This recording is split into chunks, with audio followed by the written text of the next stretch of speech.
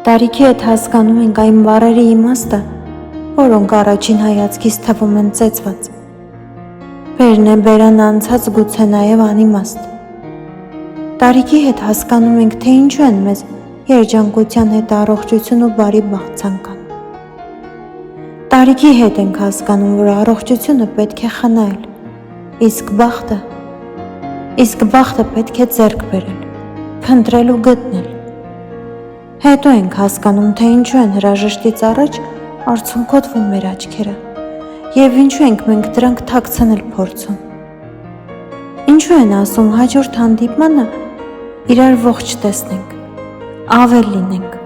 բայց չպակասենք։ Տարիքի հետ ենք հասկանում, որ ամեն ինչ ունայն է։ Մենք ենք պարզապես գունավորում,